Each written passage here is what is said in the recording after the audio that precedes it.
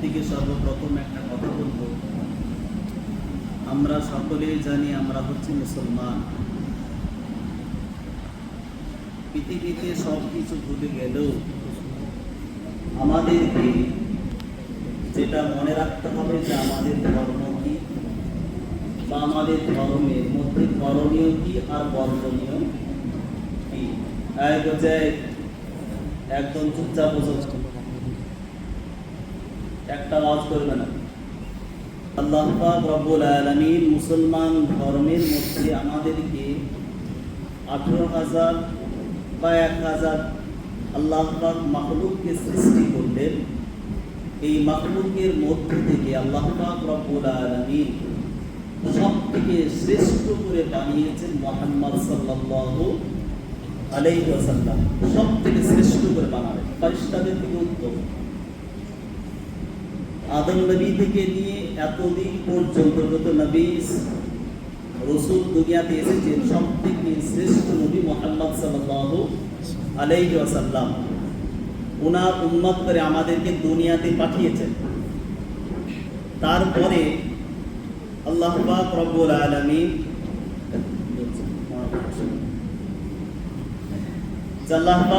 আলামিন আমাদেরকে সেই নবীর উম্মত করে পাঠানোর পরে আমাদেরকে খায়রুল কুরুনে জামানার পর থেকে নিয়ে এতদিন পর্যন্ত একটা জায়গায় পৌঁছে দিয়েছেন, যে সময়ে পৃথিবীর সব থেকে বড় ওলি ছিলেন আব্দুল কাদের জিলানী রাহমাতুল্লাহ আলাইহি, সব থেকে বড় ইমামে আযম আবু হানিফা রাহমাতুল্লাহ আলাইহি, এবং সব থেকে শ্রেষ্ঠ ওলি। আজকে আল্লাহ পাক আমাদেরকে আর অন্যান্য জাতি হিসেবে আল্লাহ বানাতে পারতেন, কিন্তু আমি আপনাদের কাছে একটা কথা, যেটা যে হাদিসটা পেশ করলাম, খায়রুকুম মান তাআল্লামাল কুরআন ওয়া আল্লামা।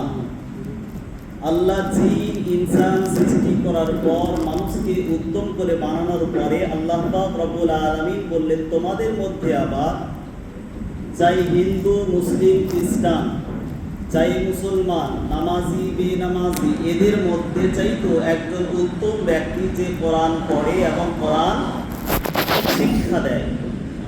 শুধু পড়লে হবে না, পড়ার পর তার প্রতি আমল করতে হবে। সেটা হলো কোরআনের হক হচ্ছে যে অপরকে আমার কাছ থেকে কতজন ব্যক্তি শিখতে পারবে, কতজন ব্যক্তি শিক্ষা নিতে পারলো। আজকে আপনি আমি অনেকে হাদিস শুনে থাকি, কিয়ামতের ময়দানে আল্লাহ পাক রব্বুল আলামিন, যে হাদিসটা বক্তারা সকলে আমরা শুনেছি বা শুনে থাকি, যে কিয়ামতের ময়দানে যেই দিনকে কেউ কারো হবে না, আল্লাহ পাকের নবী আপনার আমাদের সকলের জন্য সুপারিশ করবেন। নবী তো সুপারিশ করবেন, নবীদের পরে সাহাবারা সুপারিশ করবেন, কোরআন পড়নেওয়ালা এরাও কিন্তু আমাদের আপনাদের মতো গুনাহগার ব্যক্তিদের জন্য সুপারিশ করবেন। একবার বলুন না সুবহানাল্লাহ। সহিহ বুখারী ৭৫১০ নম্বর যে একটা লম্বা হাদিস, আল্লাহ রাসূল সাল্লাল্লাহু আলাইহি ওয়াসাল্লাম বলেন, কিয়ামতের ময়দানটা কেমন হবে। ইযা কানা ইয়াউমুল কিয়ামাহ মা জান্নাসু বা'দুহুম ফি বা'দ। ওই কিয়ামতের ময়দান এমন ভয়ঙ্কর হবে, মানুষেরা পেরেশান হয়ে যাবে। তা সমস্ত মানুষ ফায়াতুনা আদম, সমস্ত হাসরবাসীরা সেই দিনে একসাথে নবী মুহাম্মদ সাল্লাল্লাহু আলাইহি সাল্লামের কাছে প্রথম আসবেন না, যাবেন কার কাছে? হযরতে আদম আলাইহিস সালামের কাছে। আদম নবীকে গিয়ে বলবেন, ইসফা ইলা রাব্বিক, হে আমাদের নবী, আপনি আমাদের জন্য ইসফা সুপারিশ করুন। কার কাছে? ইলা রাব্বিক, আপনার রবের কাছে, আপনার মালিকের কাছে একটু সুপারিশ করে দিন। তা আদম আলাইহিস সালাম বলবেন কি, লাস্তু লাহা, আজকের দিনে আমি নবী ছিলাম দুনিয়াতে ঠিক আছে, কিন্তু এই কিয়ামতের ময়দানে এখানে কিন্তু আমি এই জন্য আল্লাহ পাক আমাকে উপযুক্ত করে বানাননি। ওয়ালাকিন আলাইকুম বিইব্রাহিম, যাও তোমরা একটা নবীর কাছে যেতে পারো, যেই নবীর নাম হলো ইব্রাহিম। দেখুন এখানে একটা বড় হিকমতের কথা তারপরে বললেন, বলছে কেন? তিনি হলেন ফাইন্নাহু খলিলুর রহমান। খলিল মানে দোস্ত, খলিল মানে দোস্ত বা বন্ধু। আর রহমান শব্দ লাগিয়েছেন যে ইনি হলেন রহমানের বন্ধু। তা যেই ব্যক্তি রহমানের বন্ধু, বন্ধুর সাথে সম্পর্ক ভালো থাকে, অতএব যাও সেই নবীর কাছে যাও। আল্লাহ পাকের নবী এখানে রহমান শব্দ বললেন কেন? এই রহমান যদি আমরা দেখতে যাই, আমরা সকলেই পড়ি বিসমিল্লাহির রহমানির রহিম। রহমান মানো দয়ালু আর রহিম মানো দয়ালু। তা প্রশ্ন হলো যে দুটো দয়ালু আল্লাহ রহিমকে প্রথমে কেন দিলেন না, রহমানকে প্রথমে কেন দিলেন, কি জন্য দিলেন? দুটোর মানেই যেহেতু দয়ালু। তা মুফাসসিরিনে কিরাম ওনারা এর জবাবে লিখেছেন যে আল্লাহ পাক রব্বুল আলামিন রহমান এটা দয়ালু, অর্থাৎ এটা হলো দুনিয়ার জন্য, আর রহিম এটাও দয়ালু, এটা হলো আখিরাতের জন্য। এ রহমান এর দিলটা কেমন? বলছে দুনিয়াতে কাফের বলো, হিন্দু বলো, মুসলিম বলো, বৌদ্ধ বলো, সাঁওতাল বলো, আল্লাহকে ইনকার করার পর রব যে তাকে একটা ফোঁটা হলো পানি দিচ্ছে দুনিয়ার জমিনে, আল্লাহ পাক তাকে যে নিঃশ্বাস দিচ্ছে, এটাই হলো রহমান। আজকে বলুন আপনি আমি, আমার ঘরে সন্তান যদি আমার কথার অবাধ্য হয়, বা কোনো মেয়ের প্রেমে পড়ে যায়, বা কারো ডাকাতি করে নিয়ে আসে, বা কারোর সাথে ঝুট ঝামেলা করে, আমি কি বলি তোর মতো বেয়াদব ছেলেকে জন্ম দিয়ে আমার নাক কান শেষ, যে আমার ঘর থেকে বেরিয়ে যায়, এরকম আছে কি নেই বলুন? কিন্তু আল্লাহ পাক বললেন আমি হলাম রহমান। একজন বান্দা নামাজ পড়বে, আরেক বান্দা নামাজ পড়বে না, আমি তাও আল্লাহ তাকে রিজিক দেব। যেই গাছের ফল মুসলমান খাওয়ার অধিকার দিয়েছি, ওই গাছের ফল কাফের খাওয়ার অনুমতি আমি আল্লাহ দিয়েছি। কেন? মুসা নবীর কাছে যখন একজন ব্যক্তি এসে জিজ্ঞাসা করেছিল, হুজুর আপনি একটু আমার এই রোগের ওষুধটা একটু বলুন না, রবের সাথে তো আপনার কথা হয়। তা মুসা নবী আল্লাহকে জিজ্ঞাসা করলেন, বললেন এই গাছের ফল দিয়ে আল্লাহ শেফা দিবে, বলে দাও। দ্বিতীয়বার আরেক ব্যক্তি আসে, এসে বলছে হুজুর আমার রোগ হয়েছে। মুসা নবী মনে মনে চিন্তা করলো যে তার রোগ হয়েছে, আমি তো আল্লাহকে জিজ্ঞাসা করেছিলাম এই গাছের ফল। মুসা নবী নিজে নিজে আবার কি করলেন, আল্লাহকে না জিজ্ঞাসা করে নিজের থেকে ওই গাছের ফল তাকে দিয়েছিল। আল্লাহ পাক রব্বুল আলামিন ওই গাছের ফল খাওয়ার পরে সেই বান্দা যখন মারা গেল, মুসা নবী বলল, আল্লাহ এক গাছের ফল খেয়ে, যেই গাছে তুমি শেফা দিয়েছিলে, ওই গাছের ফল খেয়ে ওই মানুষ বেঁচে গেল আর এই মানুষ মারা গেল। আল্লাহ বলছে ওই ফলের কোনো পাওয়ার নেই, পাওয়ার ছিল আমি আল্লাহ। ওষুধের কোনো পাওয়ার নেই। দেখবেন একই জ্বর হলে মানুষ, ডাক্তার তাকে ওই ওষুধ দেয় না, আবার চেঞ্জ করে। কেন? আল্লাহ বলছেন যেই রোগের ওষুধ যাতে শেফা দিয়েছি তার মধ্যে শেফা হবে, নিজের থেকে কোনো কিছু করার অধিকার নেই। আল্লাহ পাক রব্বুল আলামিন এই যে রহমান, আমি আপনাদের বুঝাতে গেলাম, এখানে বড় একটা ভাবা দরকার। আমরা হয়তো এটা গবেষণা করি না যে রহমান কেন বললেন। আল্লাহর নবী বুঝিয়ে দিলেন সাহাবাদেরকে যে যখন ইব্রাহিম নবীর কাছে যাবে, তিনি হলেন দুনিয়ার বন্ধু হিসেবে ছিলেন, আখিরাতে নয়। এই খলিলুর রহমান দুনিয়ার জগতে তিনি ছিলেন খলিল। এখানে যদি খলিল হয়, এখানে যদি বন্ধু হয়, সেটা আমি নবী মুহাম্মদ সাল্লাল্লাহু আলাইহি ওয়াসাল্লাম। এইরকম একজন নবী, এইরকম একজন রাসূল ইব্রাহিম নবীর কাছে যখন গিয়েছিল, ইব্রাহিম নবীকে গিয়ে বললেন ইসফা ইলা রাব্বিক, হে আমাদের নবী আপনি আমাদের জন্য একটু সুপারিশ করুন। উনি বলেছিলেন লাস্তু লাহা, না আমার কাছে কোনো সুপারিশের জায়গাই নেই। যাও তোমরা একটা নবীর কাছে যেতে পারো, আলাইকিনা আলাইকুম বিমুসা, নবী মুসার কাছে যাও, মুসা নবী তোমাদের জন্য সুপারিশ করবে। কেন? ফাইন্নাহু কালিমুল্লাহ, তিনি আল্লাহর সাথে ডাইরেক্ট কথা বলতেন। আল্লাহর কাছে যখন তিনি ডাইরেক্ট কথা বলতেন, নবী মুসার কাছে হাসরের মানুষরা পরেশান হয়ে সবাই যাবে, নামাজি বেনামাজি, রোজদার বেরোজদার, আলেম জালেম, সবাই হাসরের ময়দান বিচার রাখে, সব ছুটাছুটি করবে। তাই এই অবস্থায় সমস্ত মানুষ গিয়ে যখন মুসা নবীর কাছে যাবে, মুসা নবীও একই কথা বলে টেলে দিবে কার দিকে? নবী ঈসা আলাইহিস সালামের দিকে। ঈসা আলাইহিস সালামের কাছে যখন যাবে, ঈসা নবীও একই কথা বলে লাস্তু লাহা, না এই কাজের যোগ্য আমি নই, আজকে দিনে সুপারিশ করার মতো অধিকার আমার আল্লাহ আমাকে দেয়নি। যাও একটা নবী আছে। সমস্ত হাসরের মানুষরা চিন্তায় পড়ে যাবে যে সব নবীর পালা তো শেষ, এখন আরেকজন নবী আছে। কে? তিনি বললেন যাও একটাই নবী, তিনি হলেন মুহাম্মদ সাল্লাল্লাহু আলাইহি ওয়াসাল্লাম। আল্লাহ রাসূল বললেন কি, আমার কাছে ওই উম্মতেরা আসবে, ফাআতুনি, আমি রাসূল আমার কাছে আসবে। রাসূলের কাছে বলতে হবে না, কোনো প্রশ্নই নেই, সুপারিশ করার কোনো দরখাস্ত নেই।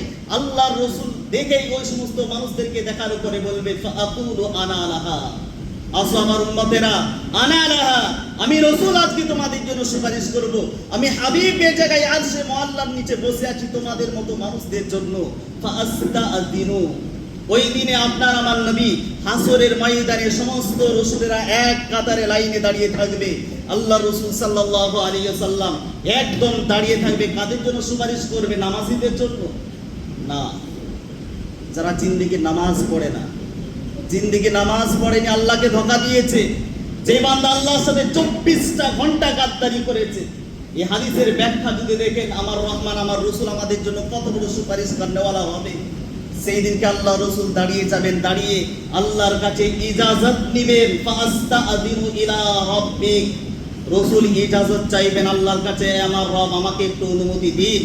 এই হাসরের মানুষরা যারা জিন্দেগিতে আল্লাহ আপনার সাথে গাদ্দারি করেছে, নামাজ পড়েনি, রোজা রাখে না, আপনার হুকুমকে পালন করতে পারে না, এইরকম বান্দাগুলো আমি রাসূল আমার কাছে এসেছে, আল্লাহ আপনি আমাকে ইজাজত দিন। আল্লাহ রাসূল বলেন আমাকে ইজাজত যেই দেয়া হবে, ইউযানু বি, আমি রাসূলকে ইজাজত দিবে তো ঠিক কথা, ইজাজত দিল তো দিল। শুধু ইজাজত নয়, আমার আল্লাহ আরশে মুআল্লা থেকে, আরশে কারীম থেকে আমার আল্লাহ পাক ওয়ায়ুলহিমুনি মাহামিদা আহমাদুহু বিহা, আমার আল্লাহ পাক শিখিয়ে দিবেন, এই নবী আমি তোমাকে শুধু ইজাজত দিই না, আজকে হাসরের ময়দানে এই জায়গায় তুমি যে আমার কাছে চাইবে, কোন কোন প্রশংসনীয় বাক্যগুলো বলে বলে ডাকবে, আমি আল্লাহ তোমার ভিতরের মধ্যে, অন্তরের মধ্যে দিয়ে দিলাম। আসলে বলুন না সুবহানাল্লাহ। অন্যান্য নবীরা চাওয়া তো দূরের কথা, নবীরা বলবে লাস্তু লাগা, না আমার কাছে নাই, আমার কাছে হতে পারে না। প্রত্যেকটা নবী ঘুরিয়ে দিবে।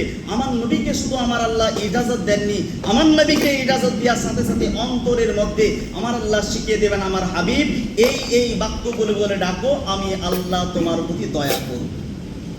যখনই আমার নবীকে ইজাজত দেওয়া হবে, আল্লাহ রাসূল সিজদায় চলে যাবেন। সিজদায় যেই চলে যাবেন, ওই প্রশংসনীয় বাক্যগুলো বলে বলে, এই জন্য মানুষ যতই রেগে থাক না কেন, মানুষের কাছে আল্লাহ রাসূল বললেন তার একটু প্রশংসা করো। প্রশংসা করলে মানুষ দেখবে তার মধ্যে আল্লাহ এইরকম সিফাত দিয়েছে, তার রাগ ঠান্ডা হয়ে যায়।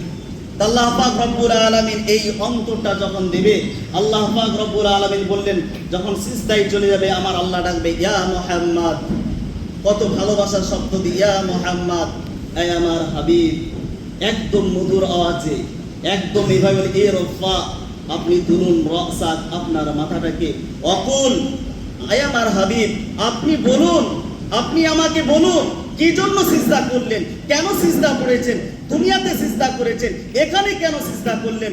আমার নবী বলবেন সেই দিনকে যখন আমার হাবিবকে বলা হবে আয় আমার হাবিব মাথাটা তুলো, আমার হাবিবকে যখন বলা হবে অকুল, নবী বলুন তুসমা, তুমি যেটাই বলবে আমি আল্লাহ কবুল করে নেব।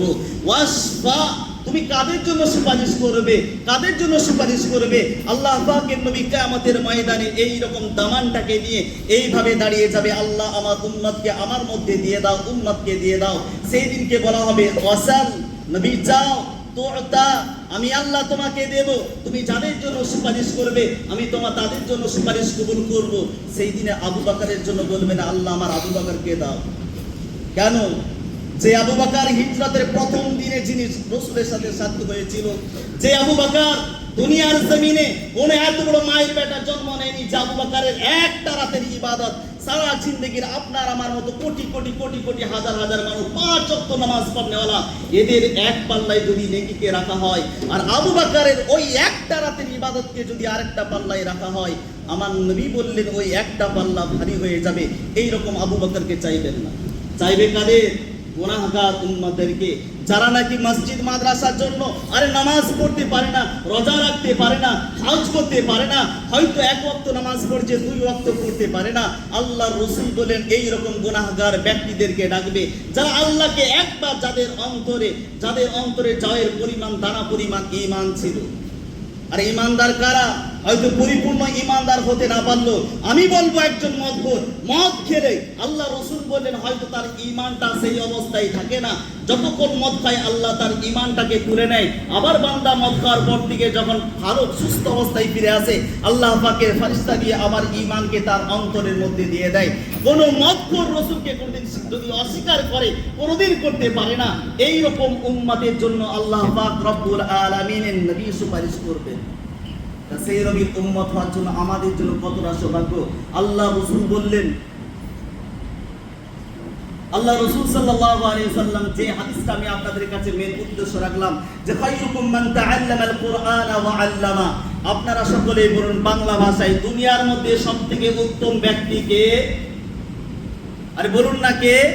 যে কোরআন পড়ে অপরকে কোরআন শিক্ষা দেয়। আমি আপনাদেরকে বলবো, আপনাদের 17 কোটি এলাকায় এত বড় একটা মানে সবথেকে সৌভাগ্যবান জায়গা। আল্লাহ পাক যখন কাউকে ভালো জিনিস চান, মিশকাতে 203 নম্বর হাদিস, মাই ইউরিদুল্লাহু বিহি খায়রা ইফাক্কিহু ফিদ্দিন, আল্লাহ যাকে ভালোবাসেন তাকে দ্বীনের জ্ঞান দেন। আমি আপনাদেরকে বলবো যে প্রত্যেকটা ছেলে মেয়েকে এই কোরআনের জন্য, কোরআনের রাস্তায় আনার জন্য শুধু মুখে বললে হবে না, কিছু খরচা করতে হবে।